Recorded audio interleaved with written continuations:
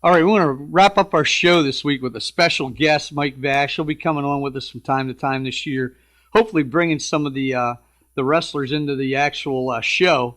But for now, we got a big duel coming up in the state of Ohio. Everybody out there who's a wrestling fan knows that this Sunday at 1 o'clock at Kent State, Kent State will be hosting the Ohio State University in a highly anticipated wrestling match. And Mike wants to give you a little rundown of the weight classes and what he feels will be happening there on Sunday. So go ahead, Mike. All right, guys, thank you. Yeah, it's this Sunday at 1 o'clock at Kent State. Everybody should be out there for this match. This has probably been around Ohio wrestling 25 years. I can't think of a duel I've been looking forward to more. You know, they used to wrestle every year, then Ohio State took a little break away from the competition. They're coming back to Kent State this year with the team that just won the Las Vegas Invitational. Great young team, starting 7 freshmen. You know, Kent State, the program, the progress they've made the last 4 or 5 years speaks for itself. Coach Andrasey at his first national camp last year, and Dustin Kilgore, who's taken an Olympic redshirt and having an awesome freestyle year. So I've looked at this duel since it's been on the schedule. And the more I look at this, it is going to be a great competition. I'll go through a quick weight class sequence here. As I've went through this 10 times, there's only 2 matches I feel fairly sure about the results. The rest are going to be tossed. At 125, you have Nick Vandeleon, returning All-American from Kent State, was ranked 3rd in the country coming into this week. National champion just lost this week. So I could see Nick moving up to number 2 this week against freshman Johnny DeJulius from Walsh. Johnny, 3-time state champ from Walsh. Great kid. You have a redshirt senior going against a true freshman. So I think Nick's going to win this match for Kent. Johnny's got a bright future ahead of him. But, you know, he also ended up placing out in Vegas, correct? Yeah, yes, he did. And Nick's just got a little too much horsepower for him there, but it'll be a good match. At 133, you got Stevie Mitchell, kid from Malaria, against Logan Stever. Now, Logan wrestled a few matches last year, got hurt redshirted. He's ranked 4th in the country right now, and frankly, he's better than that. I agree. You know, he was a 4-timer from Monroeville, the first of their 3 4-timers that'll be in this lineup. Stevie and him worked out together. Burnett's grew up together. Stevie's very good wrestler, game wrestler, but Logan's just a little bit too much for him.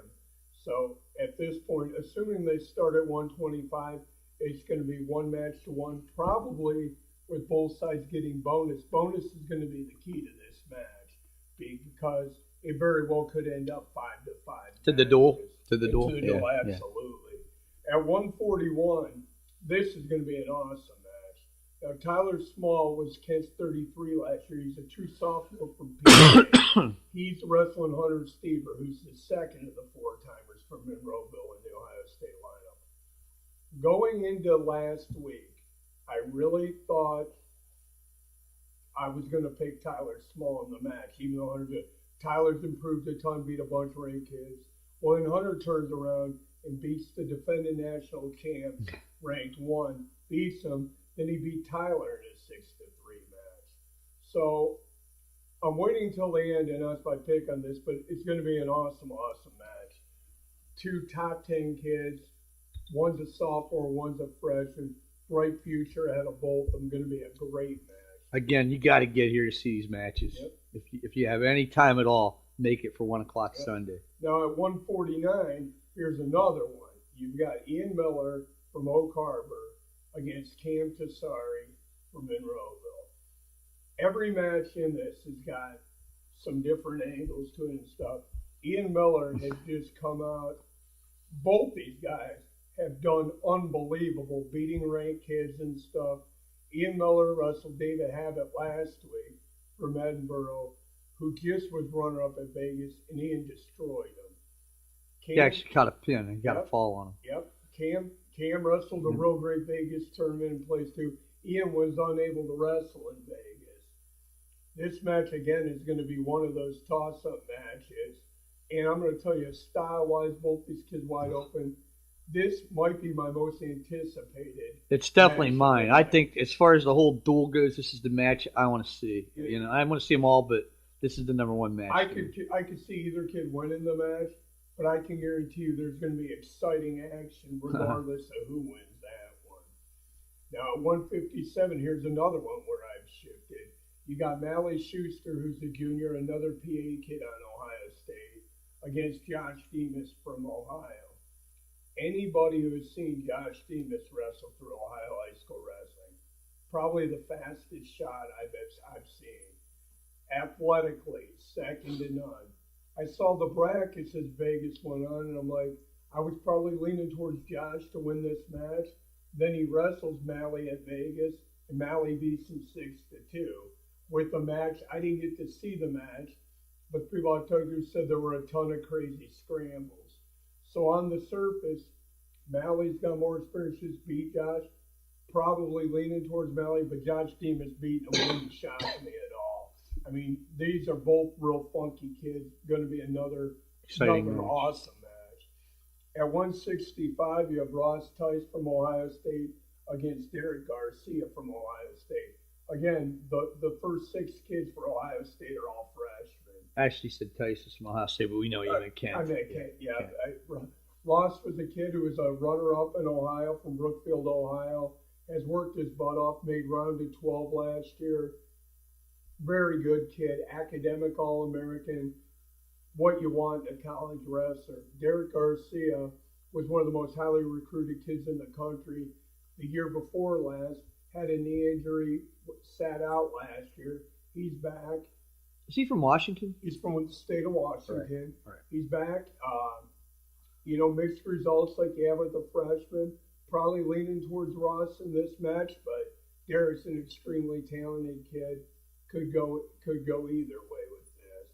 Then at 174, you got Brandon Johnson for Kent, kid from Maryland who started as a freshman last year, he's a sophomore, against Nick Heflin, who's also a sophomore from Ohio. Nick was a Perry kid.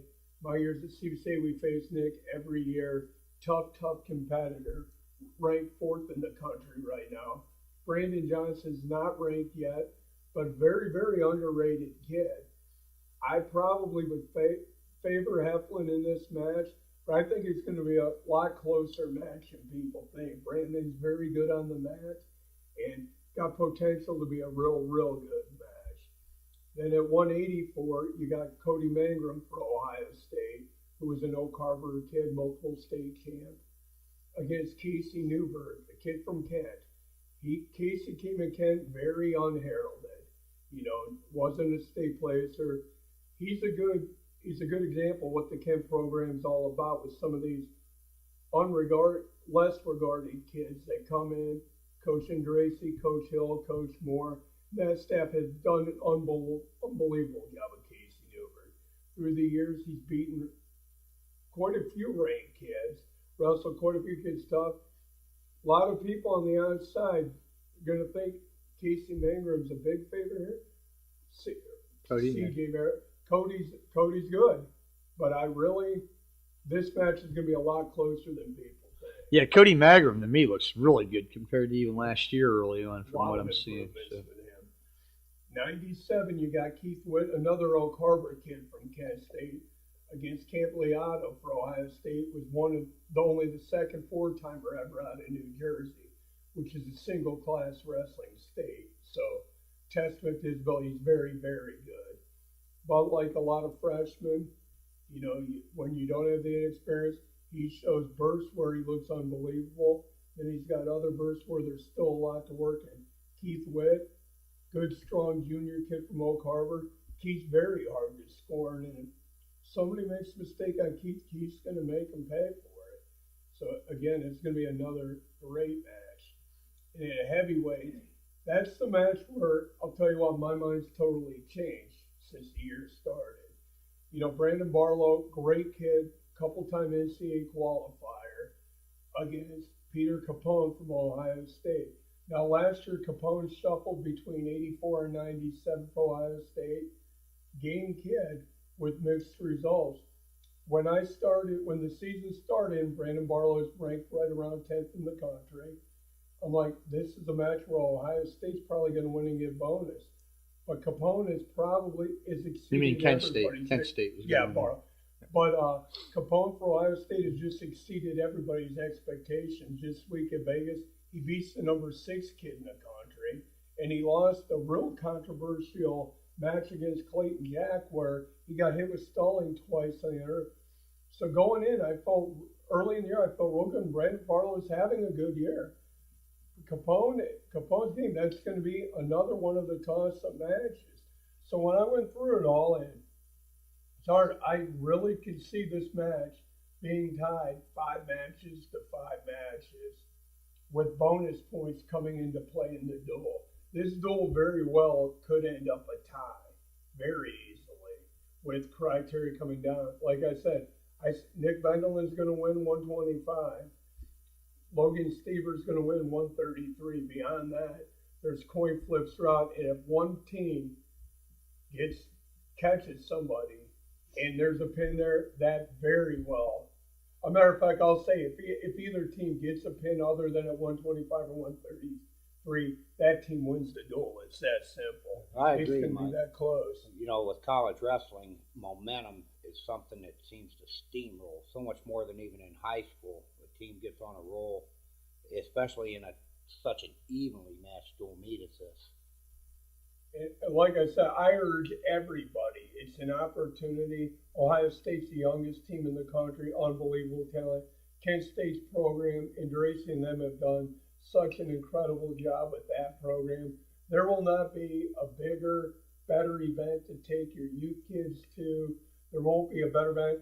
Kent State, last time they were there, I believe they had around 2,500.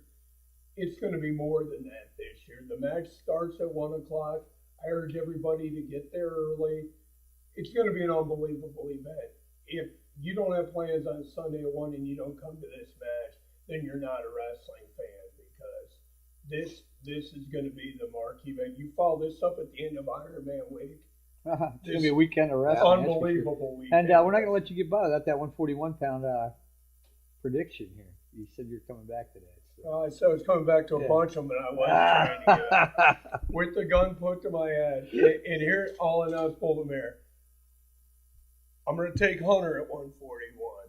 But Tyler Small beating him, I see Tyler all the time. No disrespect to Tyler.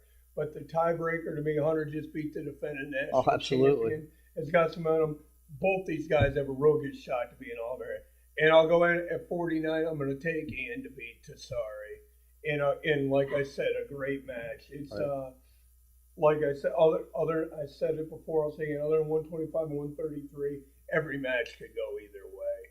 You know, I on one of the wrestling sites, somebody just started up a thread to pick the match. I urge everybody to get in on that contest, because it's easy to sit here and sit back and absolutely and say it, but it's going to be an unbelievable event. I know we're all going to be there. Yes. We hope to see everybody there, whether you're a Kent fan, Ohio State fan, or just a fan. Come out and make some noise, because it's going to be an unbelievable event. Yeah, some of the best kids in not only the nation, but from our own state of Ohio on both these teams, and that makes it worthwhile on its own. We got to support our wrestling. That's why we're doing this show. We're bringing you Northeast Ohio wrestling coverage that hopefully you enjoy, that you can look back on and get something out of it from week to week. And we look forward to coming to duels through the season. Again, you know, Nightline Network Television. Mark, anything you want to say? Well, our next broadcast, I don't know if we'll be out live or not. I'll get back online with everybody about that. But we're going to be doing the Field, Coventry, Norton, and Crestwood dual meet Thursday night. Starts at 5:30, if I'm not mistaken. It's a double duel. And from there, it might be 2 weeks before, or 2 weeks after that, before we do another live show. We'll have to see. We got the holidays coming up. Right. It's early in the season, and it's so hard to make predictions and stuff. So we do want to get to you before the big holiday tournaments one day and talk about Medina, Brecksville, the big tournament down in the southern end of the state that they have every year down there. The SWOCA. Yes, the SWOCA. So, and then, you know, we want to continue to have our college spotlight too, as we can bring it to you. College wrestling in the state of Ohio is exciting right now. And we look forward to the big match on Sunday, and we look forward to talking to you guys throughout the season, seeing some of you guys at the mats. Remember, NWNTV.com for all your wrestling coverage in Northeast Ohio and the state. All right, everyone. We're going to be signing off now. Thanks, Mike. Oh, no problem, guys. Yep.